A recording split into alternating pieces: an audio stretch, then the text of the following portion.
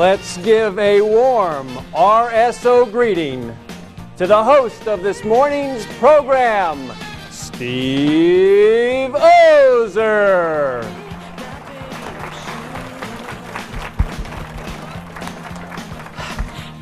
I'd like you to just imagine how you'd feel in this situation. You're invited to a meeting at the home office. The meeting is supposed to go till about 5 p.m. The meeting goes a little bit late. It goes till 9:30 p.m. You leave the home office and Market Street is deserted. There's nobody around. And you're walking down the street. It's pretty dark out there.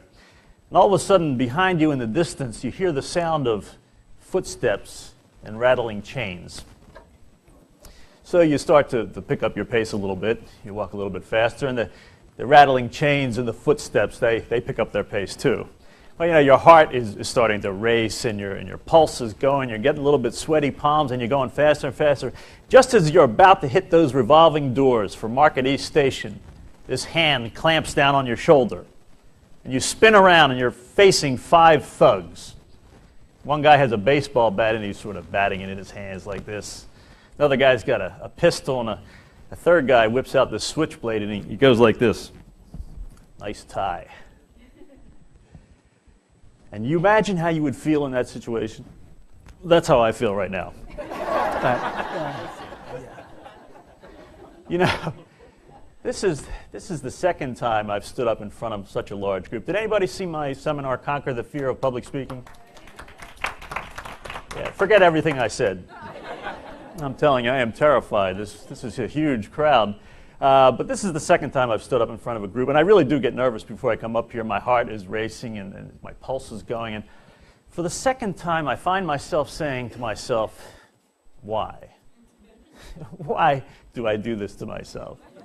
Why do I put myself through this? And every time I ask the question why, the answer comes back why. 3 words: Jackie Wendell Thompson.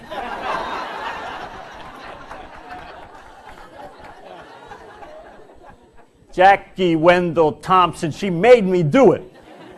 Like back in January, right? She sends out a calendar of events for the RSO networking seminars. There's my name in September. September 17th, Steve Ozer, topic to be determined. I panicked. I absolutely panicked. I hadn't talked to Jackie about this. I picked up the phone. I called her up and said, Jackie, it's Steve Ozer. She said, hi, sweetie, how are you? That's the way she talks. I said, Jackie, what are you doing to me? What you have me down as a speaker on the 17th. What am I going to talk about? She says, well, you know, I don't know. Talk about what you do. What do you do anyway? I said, I manage internal and external communications for research. And she says, internal communications, what is that? Where you talk to yourself? And so I panicked. I was absolutely in a panic, and I went back and I thought of 10 different topics to present to you today. And I went back to Jackie with 10 different topics. She rejected all of them out of hand. And so, Jackie, I'm going to present today the top 10 rejected titles for my RSO seminar.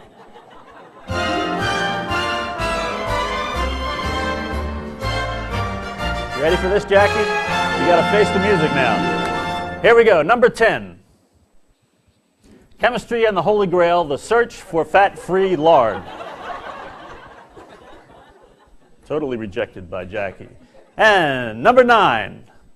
Springhouse geese, protected species or potential pate?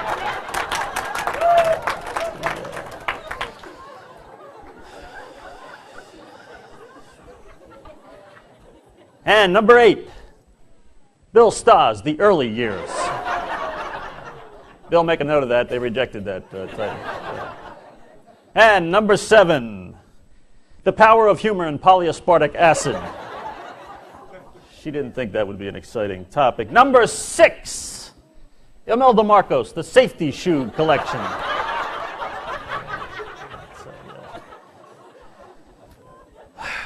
And number 5, lower Gwynedd income tax. Is 1% enough?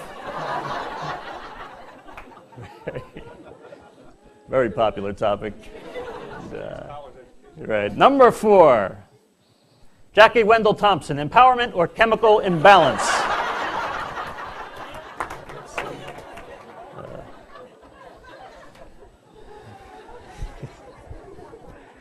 And number 3, Top Gum, heroes of dental insurance providers. People didn't think that would be too exciting. And number 2, the RMC getting in touch with their feminine side.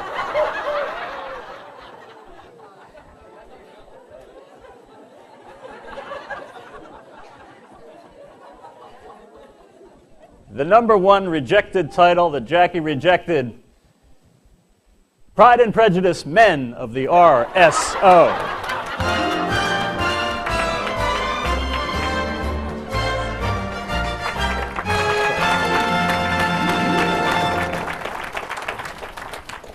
Actually, there's a story about the RSO that not many of you know. I want to tell that story. There was an AA who started at Springhouse, and she worked her way slowly up the career ladder until she had a top-paying job as an AA at Springhouse. In fact, she became a mentor for all of the AAs on the site until a very ugly incident happened here. She assaulted a pregnant goose on site. She was thrown out of Springhouse, sent to the home office, right? She had to start over. She rebuilt her career step by step until finally she was back in that exalted position she had at Springhouse. She is actually a mentor for all AAs across the company and around the world. And we are very fortunate today to have with us on videotape some very special tips from that AA. So please watch your local video screen for these very foolproof tips from Jeanette.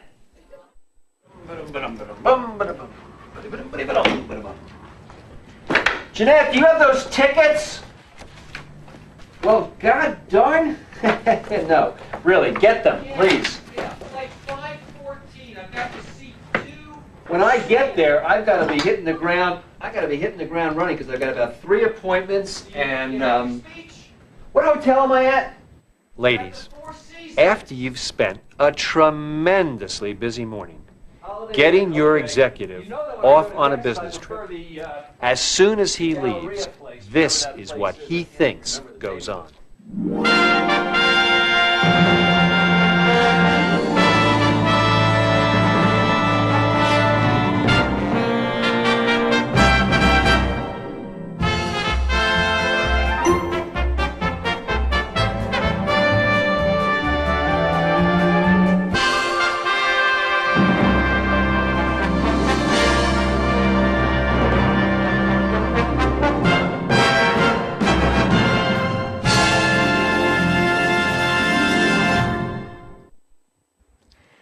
Now here's a tip to get out of those uncomfortable moments when he asks you to buy a gift for his wife's birthday.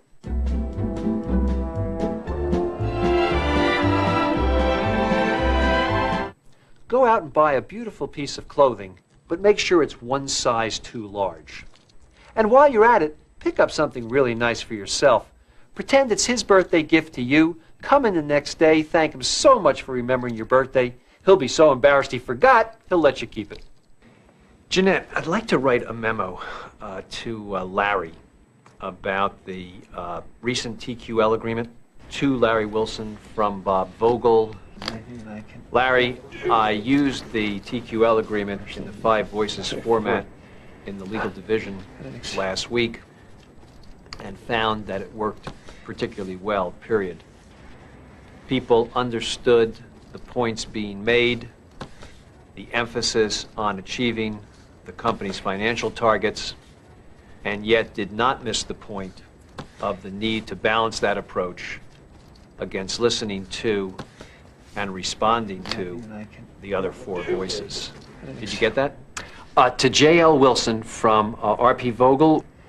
Larry, I found that the 5 voices format of the 1997 TQL agreement worked flourishingly within the legal division. Most of the people that I spoke with responded negligibly. Looking forward to discussing this at the Blemish next quarter. Ladies, here's a tip. When they ask you to take dictation, don't get it 100% right. It only encourages them to give you more.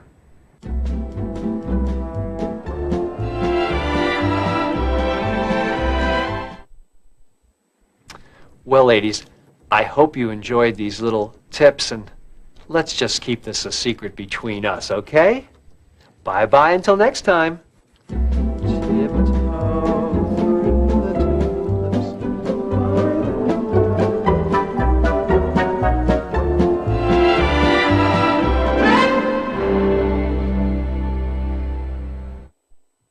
Ladies and gentlemen, please welcome Jeanette's boss and alter ego, Mr. Bob Vogel.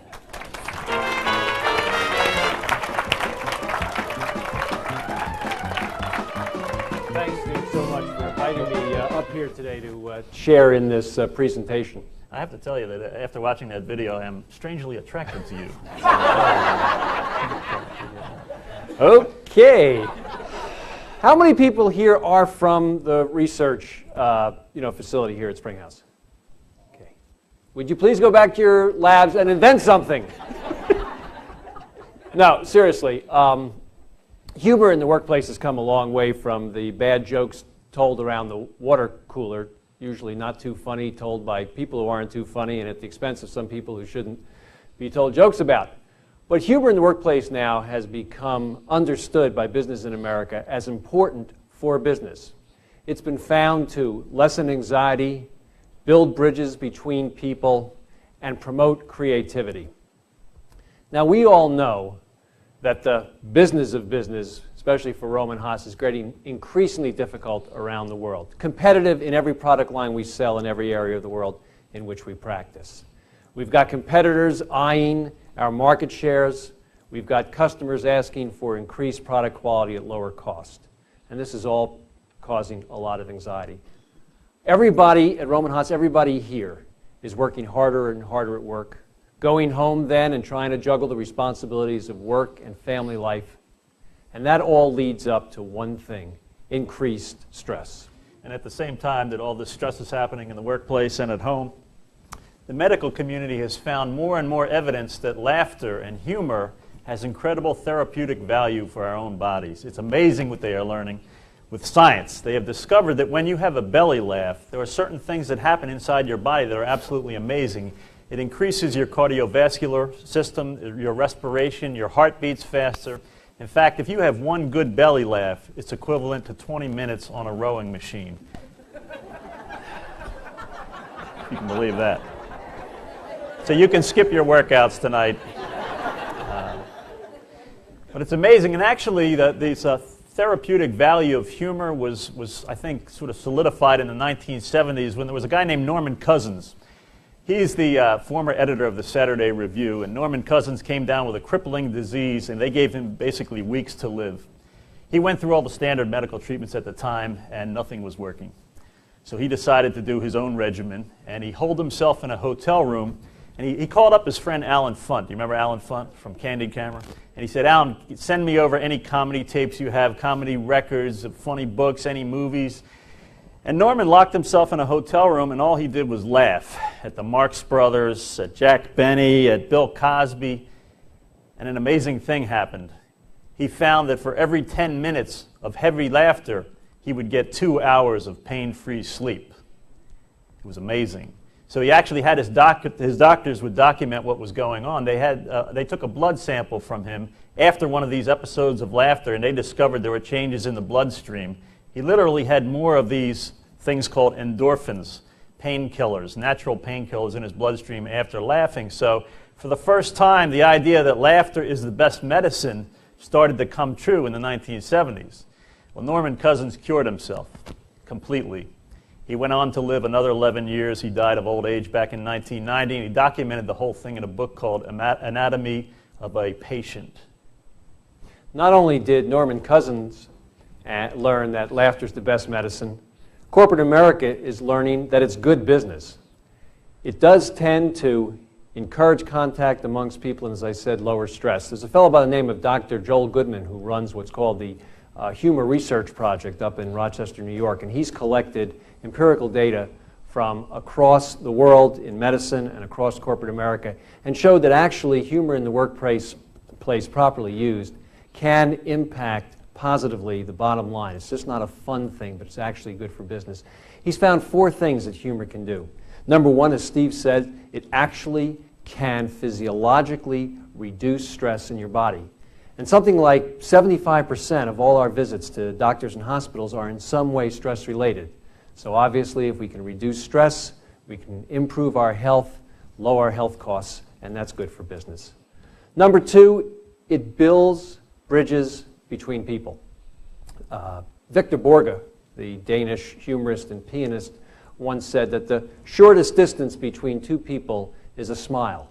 And so you can use humor to break down barriers between people and help people deal with the changes that are constantly going on in America today. Number 3, humor can actually spur creativity. Just like Steve was saying about the endorphins, science has found that when you're having fun and you're laughing, the brain literally secretes those so-called creative juices that helps us think in a different, more positive way, again helping business. And finally, the 4th thing that Dr. Goodman found was, the 4th thing he found was, humor helps people learn and retain information. Again, something very, very important to modern Americans. We're all being asked to learn new things all the time.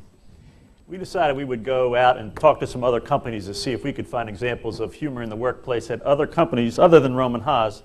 And I have to tell you, I got about 10 different samplings from these companies, and I have to say most of them were not funny. But I did pick one very, very short clip just to illustrate how one company used just a little bit of humor. And this is a company called BJC Healthcare Systems. They're based in Missouri. And BJC went through a merger recently with 5 different healthcare systems into one. So you can imagine what employees were feeling, worried about their jobs, worried about employment, worried about the company. So they had a series of employee meetings at BJC and at all the other 4 healthcare providers. And they opened up the meeting with this video. We're going to play you like a real short 60-second piece from it. But in this video was their chairman and 2 of their top vice presidents, who were really seen, I think, as pretty stuffy up until that point. And they played this just to open the meetings, to break the tension a little bit. So why don't you run that?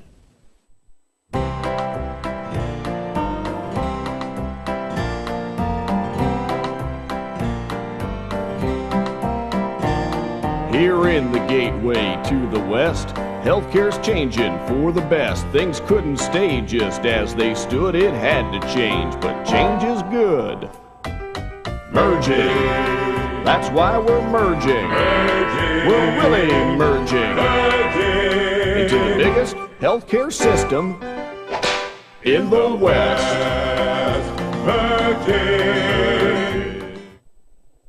I actually talked... I talked to the communications director for BJC. She told me that... The former communication director. BJC. She told me that people were actually, were shocked to see this. And it actually did break the ice. It broke some of the tension in the room. People really sort of let out a sigh of relief when they saw it. So it did do what they were looking for it to do, and that was just a very small example of humor in another company. There's another example of humor that was used, and this was inadvertently in another company, and the results were amazing. There's a financial services company that I think you would all know the name of, and this was a high-flying company for many, many years. They recently went into some serious problems. They had some revenue problems. They had problems paying their bills. There was some real turmoil at the top. And people were really worried at this company. So once again, the communications director was working with the CEO, and they would put out messages from the CEO weekly to talk about the status of the business, the health of the company.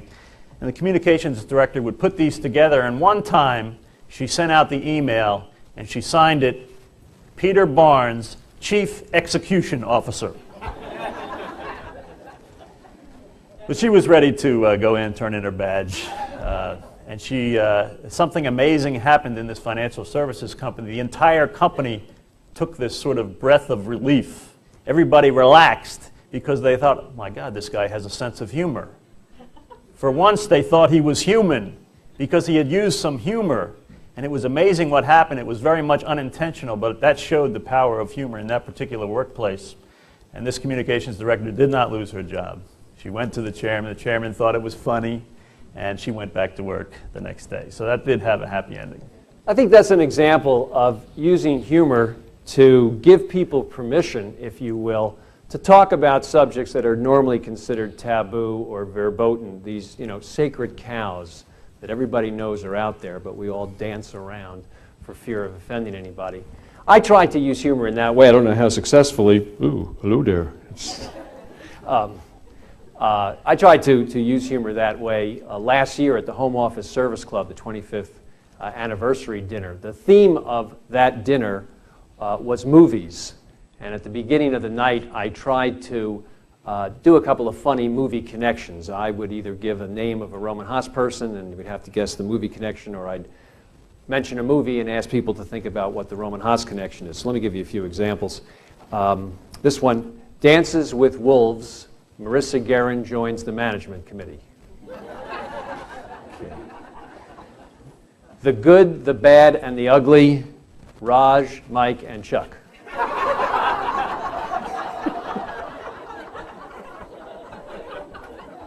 Larry Wilson, Jack Mulroney, Fred Schaefer, writing the annual report. Pulp Fiction. Jaws with John Tolucci. Larry talks to the security analysts. Raging Bull. Trading Places, Nancy DeShani and Bill Stoss. That was a very popular one. This goes back a couple of years. I don't know how many old-timers we have here, but see if you can guess this one. Emka, Furane, and Dead Sea Bromine. Gone with the Wind. Dumb and Dumber. Plascon and Romacon. We obviously have some ex-Romacon people sitting up here. Thank you for coming. And finally, From Here to Eternity, or The Longest Day, Larry Wilson's Chem Club speech. I've been fortunate to work for a boss who has a great sense of humor. Anybody know Carl Coleman? Whoa! Yeah. Carl has a great sense of humor if you get to know him, and I have to tell you that in the past 5 years, I've only seen him lose his sense of humor one time. Now, part of my job as public affairs manager is to get some sort of warm and fuzzy images of what we do here in the site, in the local community, in the local papers. And there would be things like, Carl here with the Volunteers of the Year. We'd send this to the Ambler Gazette, the Lansdale Reporter. There's another slide up here. This is Carl with some local kids at Bluebell Elementary School. And these pictures would end up in the local papers, and, it was a very nice reflection of Rohm and Haas and what we do.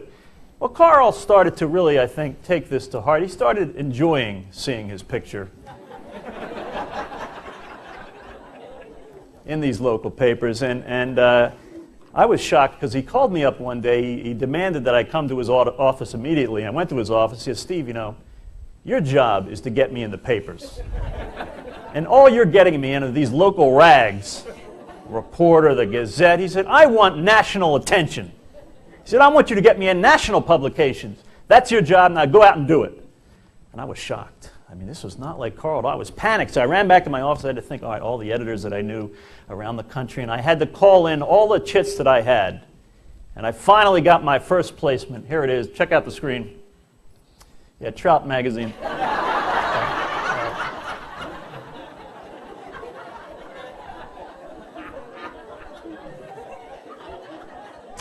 Carl was happy with this. He didn't like the subhead, clapped out and stupid.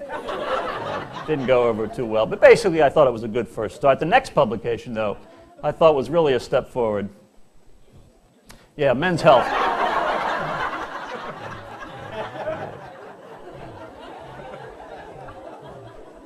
Gain muscle fast. Yeah, that was good. And I think he was starting to get a little bit happier with my work. And then the next one I thought built on this one very much so.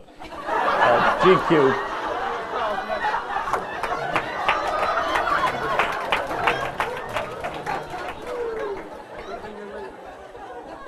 This showed the hipper side of Carl Coleman.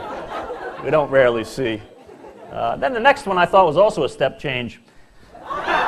Yeah. He looks suspiciously like Oprah there. I don't know how that happened. And then I really built from this one, my next placement, Good Housekeeping. Rarely do you see the domestic side of Carl Coleman. And finally, I think the last one really solidified my place in Carl's, Modern Bride. Carl Coleman in full trousseau, I thought, was absolutely an accomplishment. That's going to be pretty hard to follow. A couple of years ago, Larry Wilson wanted to especially celebrate the Chem Club's 400th presentation. So he asked me if I would prepare a program on Chem Club, honoring Chem Club, but at the same time poking a little fun at the company and at management. This was a rather daunting task, I think, as you can imagine. Chem Club is not funny. So trying to think, how am I going to do this? I tried to round up, some creative people to help me write the script, and when I couldn't find any, I asked Steve to join me and give me a hand. And what we did is we did write a couple of skits and sketches, which we strung together, and did Chem Club, the lighter side. And I want to show you a small piece of that, again illustrating the idea of using humor as a way to maybe get out on the floor some sensitive subjects. The Chem Club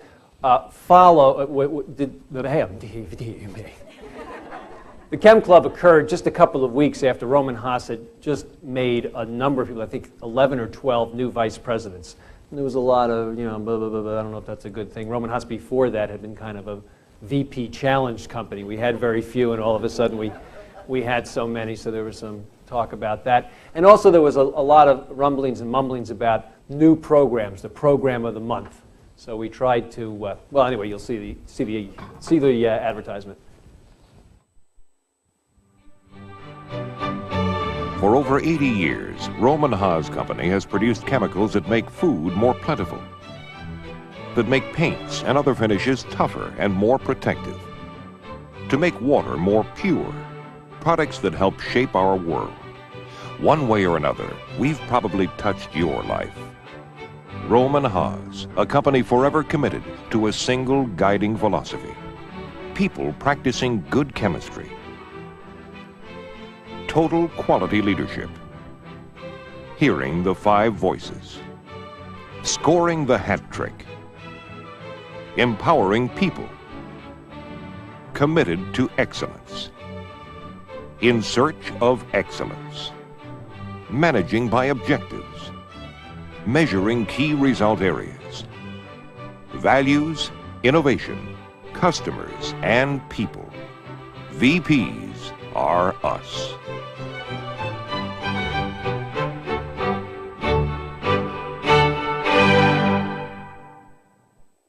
We talk about humor in the workplace in 1997, but you may not know this. Back in the 1960s, Springhouse became the focus of national attention when the daily work life here became the subject of a very, very popular sitcom back in the 1960s. We were able to go back to our archives and dig that up. We're going to play you just a little piece of that right now.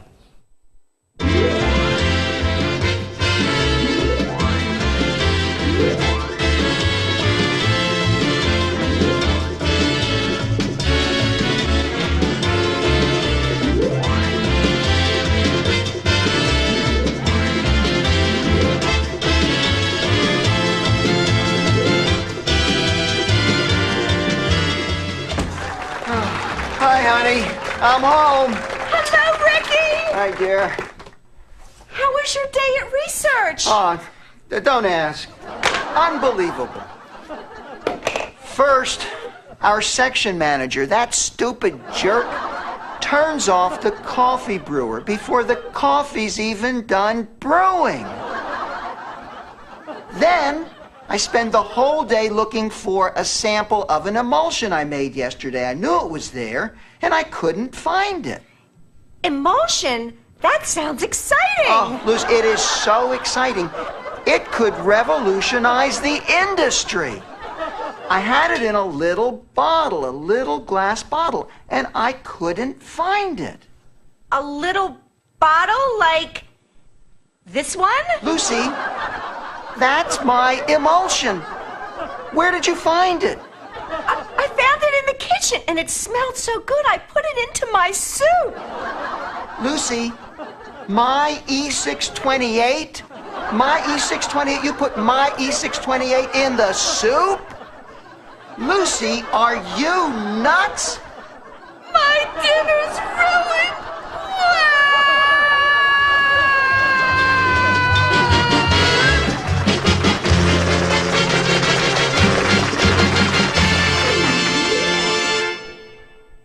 The next clip we ran at a legal division meeting a couple of years ago. The company had just finished the cleanup at the Lipari landfill site. Now, if you remember that situation, the EPA had accused Rohm and Haas and other companies of contaminating the Lipari landfill and a nearby lake, Lake Alcyon. And so Rohm and Haas drained the lake, took out all the fish and all the geese and ducks and turtles, cleaned out the silt at the bottom of the lake, refilled the lake with clean water, and added back the fish, the ducks, the geese, and the turtles. And then we did this advertisement. Today, everyone's got a bottled water they'd like you to try. It seems words like spring fresh and mountain clear have started to ring hollow. Until now, that is.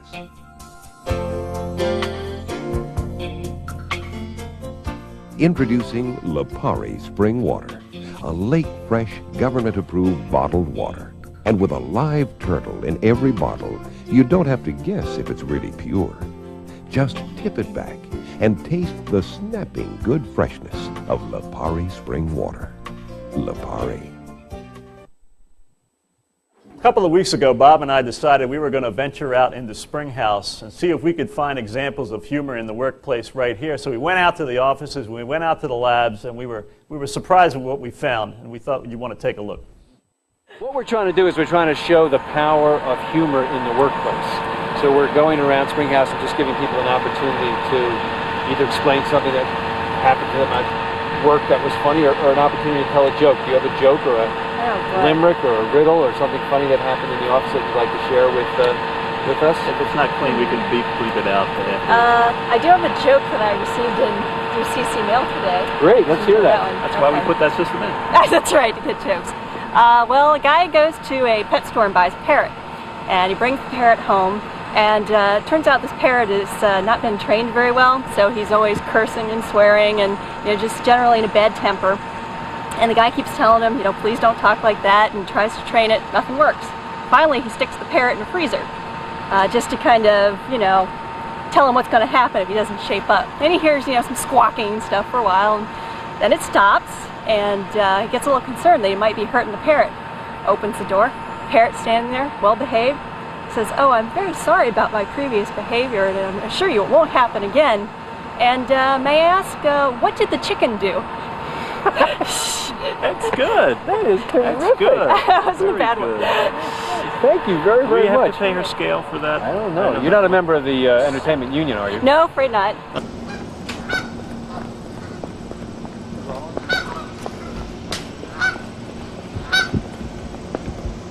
This must be one of the largest geese populations in North America. I've never really. They're actually contract geese. We bring them in. So, you want to hear my stuff? Yeah, let's. Well, I was going to talk about bumper sticker humor. I'm a real fan of that. And I was walking down the street one time, and I saw this car, and the whole back end was just really caved in. And right in the middle of the part where it was caved in was "I Break for Animals." So I thought that was cool. Good to see you guys, Steve. Welcome to the command center here. This is the crisis center of the whole site here. We Thank you manage so all much. kind of fire, any emergency. This is the heart and soul of the whole site here. This is sort of the crisis center. This is the Right. 24 hours a day nerve high center alert. connected. Right. Nerve center. All kinds of sophisticated people and technology. The guys are always at the ready here, ready to Thank you jump so up and much. Love to respond see that. to protect our employees. Here's our fire chief. Oh, that's Joe. He must have just came back from a pretty stressful call. Okay, let's see who else is here. Here's our inventory management and training specialist, Bill. This is not normal. This is not always like this. Is it 4 o'clock yet? This poor turtle's walking along. He gets mugged by 3 snails. So he's really upset about this, so he calls the police. They come out and they say, well, can you give us a description of what happened? And the turtle says, I don't know, it all happened so fast. I think I'd like to try a limerick, one that I learned in college. It goes something like this. There once was a man from Nantucket who decided to... Turn the cameras off. She's healthy, though. She always carries an apple. And I have with an her. apple. I just ran into John Paskey. He was coming from a meeting, and he said, here, take an apple, Antoinette. Is John Paskey actually working? Yes, he was working. Simulating work. Yes, I think. Okay. Maybe. We're passing by the Springhouse meeting room where today there's a TCO corporate research seminar. Professor Stephen M. Backrack from Northern Illinois University is talking about electronic conferences in chemistry. And most of the people there are just doubled over with laughter. It's going down very well. Many people know Steve's older brother, Bert Backrack. Every successful lawyer needs his own accountant, and every unsuccessful accountant needs his own lawyer. Good. That's excellent. That's very, very funny. That's Robinson original. I recently went to my high school reunion. A guy came up to me and said, I remember you. You're Bill Stoss. I never forget a suit. I got it there. Okay. Look how Bruce could stack those up now. Look at dexterity. That's right. It was his first try. How old is your baby? 9.5 months. What's his name? Where are you off to? John Carl. Yeah. Where are you off to? Hey, you're having fun, aren't you? Hey, Bob, how you doing? Hi, Carl. You up to no good? Is this someone you're interviewing for a position, or? Secession planning. Secession planning. Made the offer, he starts. Yeah, we made the offer. Starts tomorrow. Waiting to see whether he passes the drug test. The only job we can figure out he could do is Steve's. Do you have something to tell us today? Something funny? well, Don't okay. be shy. Oh, I'm because not. You should see some of the people we got on camera so Well, he said, but I got away from the thieves, but he said, my mule is gone. He said, well, my God, man, where are you on your way now? He said, well, I'm on my way home, God willing. I'm sorry, I loved it. Good. I don't understand that. That was mine. That was good. That was good. Very, That was very mine. good. Okay. Enjoy that. Thank you. You going to be there on the 17th? Well, it's going to be here, right? God willing. Yeah. Let's give all of you a big hand.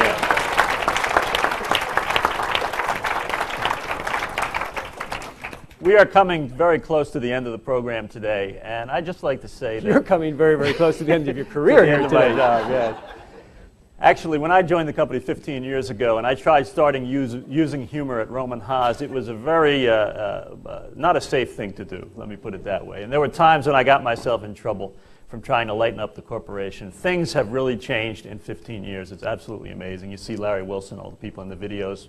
But anything that you can do to help bring humor into the workplace can only help ourselves, help the company. So if you can bring it into your section, your department, the research division, the company, the amazing benefits we'll all realize for our own health, for our own sanity, whether it's using a cartoon in a presentation or telling a joke to lighten up a very difficult situation, it does a lot more than it used to do back at the water cooler.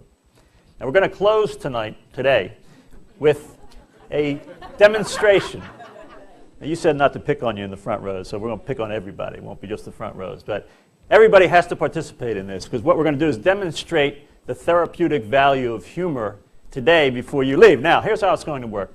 In just a few seconds, I'm going to tell you a joke, all right? This is a very old joke, a Borscht Belt kind of a joke, all right? And when I get to the punchline, what I need you to do is to laugh as hard as you can, as long as you can, and keep it going, because what will happen is, after you have that belly laugh today, you're going to walk out of the room feeling better than you have ever felt in your life. And when you go to sleep tonight or this afternoon, you will sleep better than you have ever slept in your life. Okay, now when I tell the joke, and when we get to the punchline, we're going to swing the cameras around on the audience, light up the audience. We're going to see your picture up here and on all the TV monitors, so we'll be able to see who's laughing and who's not. Whoever is not laughing will make a note, put it in your personnel file. All right, here we go. Let me just tell you how I got this joke. This is I recently went back to my roots. I went to the Catskills, and I was on an archaeological expedition digging for jokes. I dug up the world's oldest joke. It was written 30,000 years ago. I'm going to tell you it right now. Remember, it's a very short joke. When you get to the punchline, you got to do everything you can to laugh hard. Here we go. You ready? Man walks into a psychiatrist's office. He says, "Doctor, nobody will talk to me." The psychiatrist says, "Next." Okay, that's it. Let's go. Whoop it up. Let's go. Whoop it up. Come on, Carl. Thank you very much. Have a great day. Sleep tight tonight.